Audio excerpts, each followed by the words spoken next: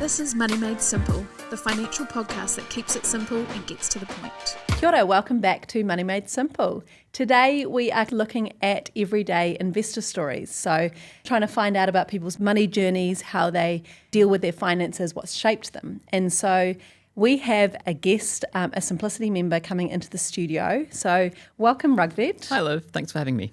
Thanks for coming in. So today we're going to talk about your money journey, kind of how you grew up, how that's shaped what you do, and also how you manage your finances now. Sure.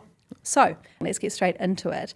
First of all, can you explain a little bit about yourself, your general background? Yeah, sure. I'm an accountant. I'm a management accountant. Oh, so you're already smart with money, right? I don't know about that. You'll find that out after. So I worked at MBM. I'm currently in there for about a year and a half or so. What does MBM stand for, just out of interest? McCready Bale Media. So it's an ad agency. Okay, cool. Is that a pretty big ad agency? Or? Yes, yeah. We've got about 120 odd staff across Auckland and Wellington. So. And yeah, my background is in finance. I've been in Auckland pretty much all my life. Okay. My parents came here from Mumbai, from India, when I was about 3.5 years old. So you were born in India, but here for Yes. most of your life. Okay. Yeah, pretty much all my life. And like my Marathi, which is my mother tongue, I'm not quite so fluent in anymore, but I enjoy going back and seeing my family all the time. So. Yeah, so you would very much identify being a Kiwi, right? Yes. Yeah. Yeah. Okay. And got a family? No, I'm single at the moment. Okay. So little plug if anyone's looking at it. No. we won't go into that. Okay, so you went to uni and did you study accountancy? Yes. Okay. Yeah. And have you done accounting all of your career? Yeah, so I initially I was working part-time at an ad agency as like a finance assistant, and then finished uni, took on a full-time role there, worked for a few years, then moved to another ad agency, then moved to a finance startup, and now I'm currently at MBM, which is an ad agency. So just by like calculations, does that make you either like late 20s Yes. or, yeah? Yeah, Okay. 29, yeah. Okay, so let's get into your relationship with money. So growing up through to now, do you feel like your upbringing or the way that your family treated money has kind of influenced how you think about money then and now? Yep. So, I mean, it's probably quite normal. A lot of first-generation immigrants have the same sort of story. When my parents first came here, the first few years were incredibly tough for them. I bet. Yeah, and they were literally just worried about getting jobs and putting food on the table and paying their rent and paying their bills and things like that. So investments was kind of like a far-off concept for them at that stage.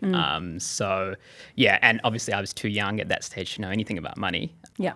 But they do tell me after how close they came, when they bought their first car and how little they had in the bank after that first purchase. It was the same when they were saving up for their first home. And I remember they were telling me that when they eventually had enough for the deposit, they were really relieved that the settlement date got delayed by a couple months because it meant that they had extra 2 months worth of salary. Earnings. Yeah. Okay, so they had to hustle. Yeah, exactly. And yeah, lots of thoughts probably went through their mind about whether they made a mistake coming here in the first place in the beginning. But yeah, they managed to land jobs in the end and are happy. So yeah. And they managed to save for a home. Yes. I think that's pretty cool. Like they obviously worked really hard. Do you think that your parents talked much about money, or like did you have savings jars or anything like that? Was it a thing or it wasn't talked about? It was sort of. I remember I used to get pocket money. I used to get about a few dollars a week for a long time. And yes, like you said, I did actually have a lolly jar. Then I would have a bunch of coins saved back then. And savings was talked about, not investing so much. It was more how important saving was because I could see them saving for a house or saving for a car. Yeah. And that sort of became real, but the investing part kind of came later on in my life. Yeah, right. And do you think that kind of at all affected the way that you think about money in terms of saving hard or keeping as much money or putting it in savings accounts or anything like that? Yes, I would say definitely. In my first few years of working, I probably should have invested far more and I had saved more cash because that was what I was kind of taught. Instilled, right? Yeah. Yeah, it's kind of like that scarcity mindset of make sure you keep holding on to it. And I mean, it's good in terms of like an emergency fund perspective. You're really making sure you save the pennies to have enough if something happens. Yeah. But also, I mean, if you're investing less, then I guess it can mean your money isn't growing as hard as what it could be. Right? Yeah, no, exactly. And yeah, it's the sort of price of investing is the sort of volatility, which I wasn't used to. It's something that's really important at the moment, right? Yes, nobody likes it when their balances go down in KiwiSaver and everything, but you do have to realize that there's a longer term goal. Yeah, your money is going to have less volatility in the bank in a savings account, but over the long term it has a lot more potential to grow if you have it invested, right? Yeah. Do you think that your relationship with money has changed over time since from being a young first generation immigrant, as you said, to where you are now? Yep, I'm okay. And I've kind of read a little bit more as well. And I'm far more okay with taking a little bit of more risk in terms of investing in index funds. And I have kind of developed a routine over the last few years or so where as soon as I get my paycheck, certain amount just goes straight into shares, certain amount. Auto invest. Nice. Yeah, exactly. Yeah. And that's definitely changed, which I didn't really used to do when I first started working at all. So how did you first get into investing? Like what was that kind of light bulb or?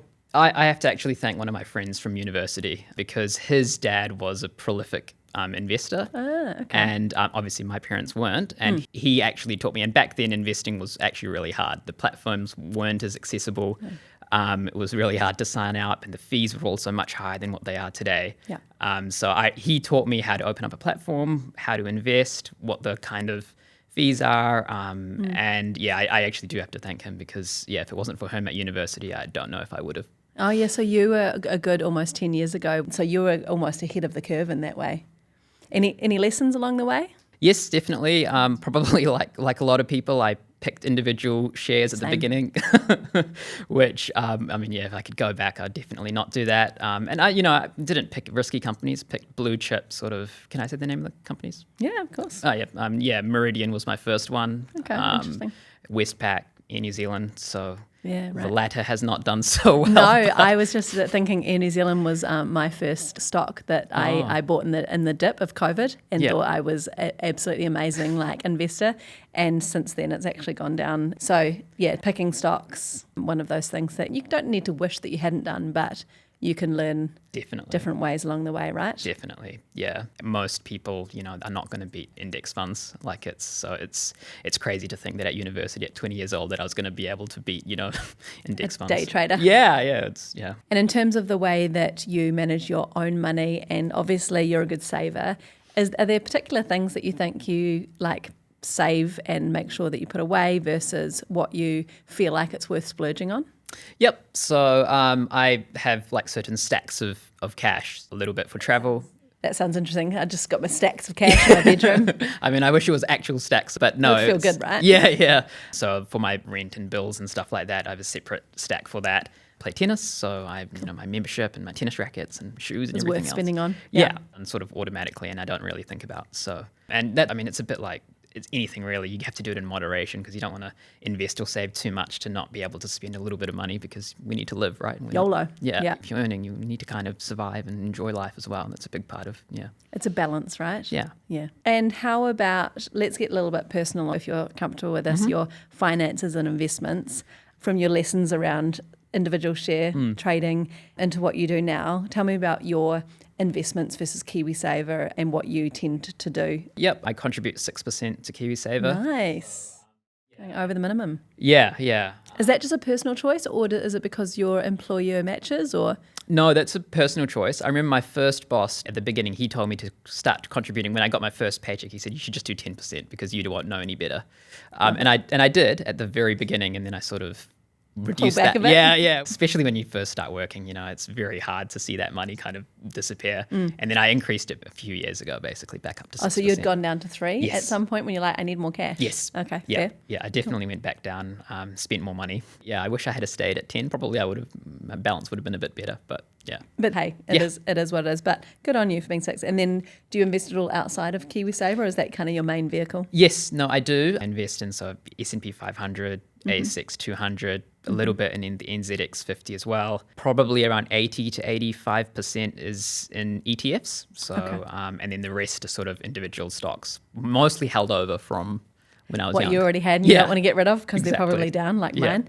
And then what's your approach to saving and budgeting? Is there any particular habits that you have or tips and tricks to manage your money when your income comes in versus what goes out? Yep. So I think they call it, I've read it somewhere where they call it like a payday routine. So Like it's, it. yeah. So we get paid monthly. So money came in yesterday, and then last night things are automatically allocated into buckets. So I don't really have to think too much about it. I think the Barefoot Investor goes into this. All this, like putting it into buckets Yes. automatically. Yeah, nice. Yeah, and it's you can't really mess it up because it's like the spending money that I have is already put in a separate account. And there are months where I'm like, oh my gosh, I've only got a couple $100 left and I need this to last a week. Otherwise, I'm going to have to dip into, another account. And that's when you kind of know that, it's probably a bit too tight. Yes, so you've put too much into investments or your rainy day fund Yeah. or whatever, and so you need that balance of having enough that makes it what you would typically spend each month. Yeah, exactly. And I mean, things pop up like, some of my friends are getting married, so they're bachelor parties and things like that, and that's not really budgeted for. Yeah, of course. So You don't want too much in your everyday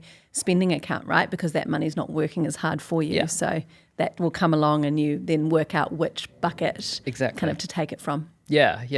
And it's very hard when some event comes up. It's quite hard to then say that actually that's not in my budget and actually I can't go because No, I'm not coming to your wedding because Yeah. it's not within my strict buckets of spend. Yeah, no, fair. You wouldn't do that. And it's the same with sort of going out with friends for dinners and lunches and stuff like that. That's something that I have kind of learned over time is you can't be so strict because you do want to have a social life. Life and comes up. Yeah. No. And on that note, do you have an emergency or rainy day fund? Yes. Yep.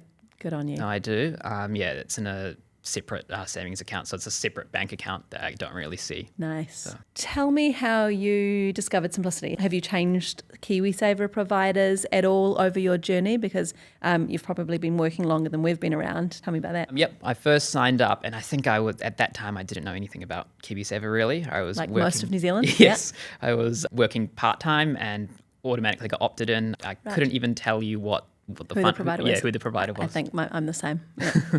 And then eventually I switched to my bank because that was the easiest thing to do. Really common one also. Yeah. And then, a couple of years ago, I sort of looked at the returns and the fees. And as I understood more, I was like, this isn't really working for me. So then I switched to Simplicity. And what prompted that review from your bank? Like, how did that kind of come about? Yeah, it's a tricky one because we used to get sort of the annual statements. And I mean, I didn't read that for a long, long time. Who does?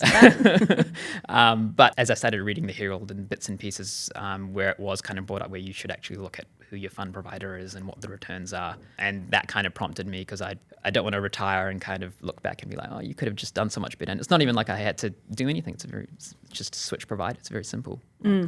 And I think people don't realise, and the IRD mandated this, is that it's really easy to switch between providers. Like it takes a few minutes or up to 10 minutes if you don't have your documents ready.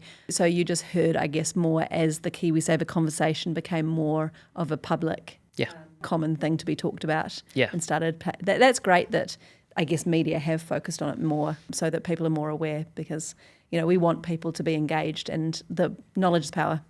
Understanding more helps you decide the right provider and fund for you. Do you think that you're in the right fund for you at the moment? Yes, I'm in the high growth one. And so, I don't plan to touch that. I mean, it's tricky because initially, you can withdraw it for your first home. So initially I was, at the beginning of my sort of journey, I was convinced that I would use my KiwiSaver for my first home. Yeah. But these days I've kind of leaned more into shares and I'm kind of tempted to not touch the KiwiSaver. Interesting. So, yeah. Okay. So on that note, that's a great segue into your future goals, aspirations. Are you all about saving for retirement or is there a home in the works? What are some things that you're working to or want to work towards? Yeah, that's definitely changed. Like every sort of Kiwi, initially it was always I'm saving up to buy a house. And as I've kind of gone on, I'm more interested in sort of shares and developing wealth that way. And my actual real goal is to eventually have the option to not have to work. Retire early if you want to. If I want to. And probably how you want to, right? Exactly, yeah. Like I will still keep working, but it should be like a choice, not to have to go in and pay the bills. I'm a long way off that at the moment, but yeah. And so there's not necessarily buying a house in your future? Yeah. I think that would set me back at this stage if I were to do it. So I wouldn't say never, but yeah, at this stage, that's not something I'm looking at. Yeah, which is different. No, that's really interesting, and that might change again, right? Yeah. And if you had your, like realistically, if you had your say, what would that age number be that you would like to be able to only be working for the love of it or for interest rather than having to work? I would be hoping around 45 to 50 is what, obviously things can change and it's, Absolutely, but it's good to have a goal in mind, right? I'm aiming for that kind of 50 to 55 because I probably just started a bit later than you did. I agree with you though. I doubt that either my husband and I will stop working at that age. It will just be we actually have enough that we could stop. It's basically financial independence, right? Yes. Okay, cool. Let's finally move on to, and I know you've touched on this a little bit, but if you could tell your younger self 3 things about money, like looking back, say, as a kid or a teenager, that you would like to have known then that would have maybe made you feel like you were in the most strong position now. Any thoughts? Yep, definitely. Don't buy individual shares, number 1 lesson. Number 2 is to also not be so strict with the budgeting and to not go overboard because, I mean, we have to live life as well. YOLO. Yeah. Yeah. And yeah, I guess the third thing, and that's something that I'm kind of working on, is to kind of give back a little bit more if you can. Aw. So, That's I'd love to lovely. be able to kind of, take my friends out and go out for, lunch or dinner and then just say it's on me and kind of not worry about that. It's far, far away. So Yeah, you don't have to be there yet, right? Yeah. Yeah, But I'd right. love to be able to be in that position. Yeah. And I guess it's something that I like about being invested with Simplicity is that you're automatically giving back anyway, around the charity thing. So nice little auto give back in a way, right? Yeah. Yeah, no, exactly. Okay, well, I think that is us for now. So appreciate, this is obviously your first podcast, right? Yes. I think you did amazingly. Thank you. It was great to hear about your journey and your approach to finances. So thanks so much for coming and joining us, Thanks Rugved. for having me, Liv. Thank you so much. We'll see our listeners and viewers next time. Ka kite anō.